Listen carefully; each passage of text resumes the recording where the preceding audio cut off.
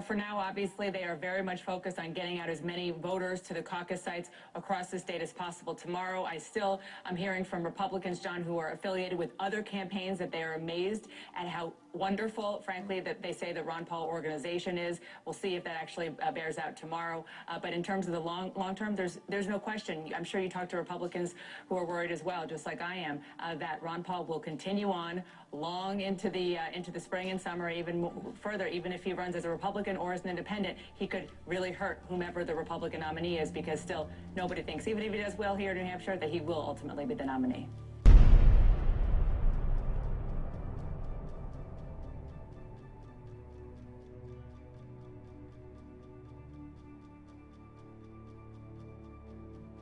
All right, let's travel out to Colorado Springs, as we do once a week, and there she is, Michelle Malkin. Good morning to you, Michelle.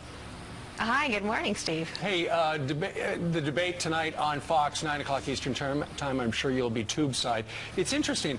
Rush Limbaugh sat down with Greta yesterday and said that if the election were held today, of course it won't be, any of the Republicans would beat President Obama except Ron Paul. Listen to this. Today he's losing a landslide. I don't believe the conventional wisdom that the Republicans only have one person that can beat him. I don't believe the conventional wisdom that his $1 billion can dwarf any campaign, that his association with the media can disparage and criticize any opponent to the point they can't win. The American people are hurting. Obama can't run his record. The last thing, he cannot say, vote for me for 4 more years. All Obama can do is run a negative campaign, tear apart his opponent, tear apart the country in the process. But I think right now, anybody other than Ron Paul could beat Obama if the election were tomorrow. Michelle is... So even he can't disagree, I think, in some sense with Rush's assessment. Mm-hmm. But do you think that any other Republican besides Ron Paul can beat President Obama? I think with the unemployment numbers looking like they are now and like they will be in the spring, I think that's certainly true. And of course, all of these polls say that generic Republican looks like a sure bet against Barack Obama. And maybe what we should have is one of these candidates change their names and make it a lock. Well, I will say this. I think people that think that President Obama is going to lose re-election regardless, I think are mistaken. I think it's going to be a tough battle. It's going to seesaw the entire way. He's too astute. He's got $1 billion. But I want to bring you to Iraq. The president will run on that he did what he promised. He ended the war in Iraq. But as the Wall Street Journal talks about today,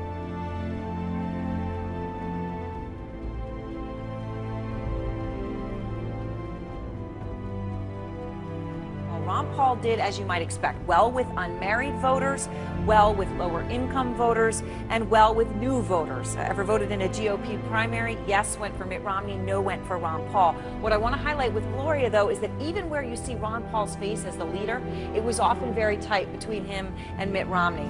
Look at this in terms of people that make between $30,000 and $50,000. Gloria, yes, went to Ron Paul, but I would call that a dead heat with Mitt Romney. It is a dead heat. You would assume that Ron Paul would do very well with these folks, as well as younger voters, because they're college students. College students don't make a lot of money, and they're single, as you point out over there. So that's why Ron Paul would do well. But what's interesting, though, is that Mitt Romney had such a romp tonight. Everybody normally sees him as the candidate of the wealthy, right?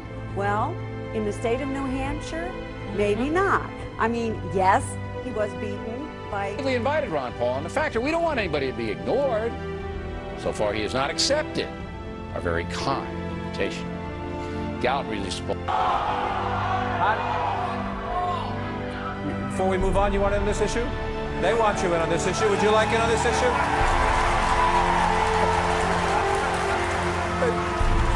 But John, once again, it's a medical subject, and I'm a doctor, you know. No, I do want to make a couple of comments, because I can remember in the very early years studying obstetrics, and I was told, and it was before the age of abortion, and I was told, taking care of a woman that's pregnant, you have 2 patients. And I think that solves a lot of problems about, you know, when life begins and all. There, DickMarsh.com this morning. All right. Ron Paul, he's whining to Megyn, Romney, and then we invite him on. He doesn't show up. Well, he won't face you because he doesn't want to face questioning. He wants to give a speech, right? He's fine when he gives a speech. Right. But then you probe him and you say, are you saying that Iran will not develop the bomb and that if they do, they're not going to use it against Israel? And if they do, it's okay with you? Then you say the gold standard. Are you literally saying that the United States of America's economy should only be allowed to grow as much as gold can be extracted from the earth? And if there's no gold discovered, our economy has to stay small? You ask him about drug lords. Are you seriously saying that we should not be fighting drugs in the United States but should legalize it all? No, he would say yes to the legalization. He would say yes to all three of those. No, I don't think he would say yes on the gold standard. Hey, well, you can have it for birth control, but not for abortion. All funds are fungible. Even funds that go to any hospital, if you say, well, it's not for birth control and it's not for Planned Parenthood, it's not for abortion, if you send it to the hospital, they can still use that money. This is an indictment of government-run medicine because you never can sort that all out. You need the government out of that business or you will always argue over who's paying what bills. Very quickly, Senator. I think that was direct. All right, let's travel out to Colorado Springs as we do once a week, and there she is, Michelle Malkin. Good morning to you, Michelle. Hi, good morning, Steve. Hey, the debate tonight on Fox, 9 o'clock Eastern time, I'm sure you'll be tube-side. It's interesting. Rush Limbaugh sat down with Greta yesterday and said that if the election were held today, of course it won't be, any of the Republicans would beat President Obama except Ron Paul. Listen to this.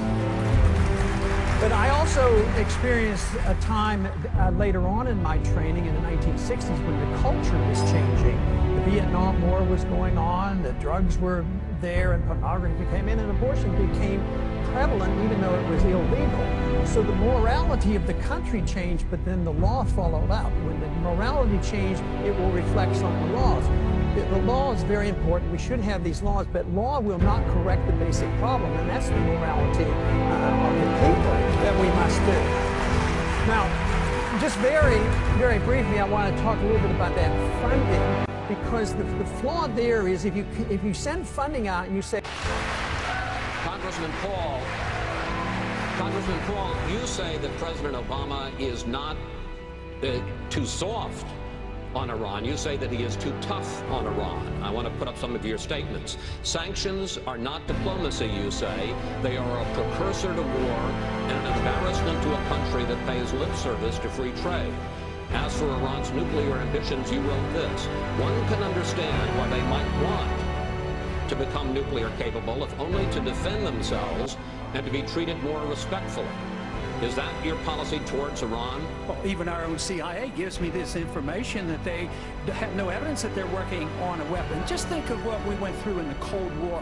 When I was in the Air Force, after I was drafted in the Air Force, all through the 60s, we were standing up against the Soviets. They had like 30,000 nuclear weapons with intercontinental missiles. Just think of the agitation and the worrying of a country that might get a nuclear weapon someday, and just think of how many nuclear weapons surround Iran. The Chinese are there, the Indians are there, the Pakistanis are there, the Israelis are there, the United States is there. All these countries, China has nuclear weapons. Why wouldn't it be natural that they might want a weapon? There'd be, internationally, they'd be given more respect. Why should we write people off? There was, you know, in the 50s, we at least talked to them. At least our leaders and Reagan talked to the Soviets. What's so terribly bad about this? And people, countries that you put sanctions on, you are more likely to fight them. I say a policy of peace is free trade, stay out of their internal business, don't get involved in these wars, and just bring our troops home. Congressman Paul, I want to just give you 15 seconds. I want to just make sure I understand. So your policy towards Iran is if they want to develop a nuclear weapon, that's their right, no sanctions, no effort to stop them. No, I think that makes it much worse. Why would that be so strange? If the Soviets and the Chinese have nuclear weapons, we tolerated the Soviets. We didn't attack them, and they were a much greater danger. They were the greatest danger to us in our whole history. But you don't go to war against them. I mean, this whole idea of sanctions, all these pretend free traders, they're the ones who put on these trade sanctions. This is why we still don't have trade relationships with Cuba. It's about time we talk to Cuba and stop fighting these wars that are about 30 or 40 years old. Mr. Kaine.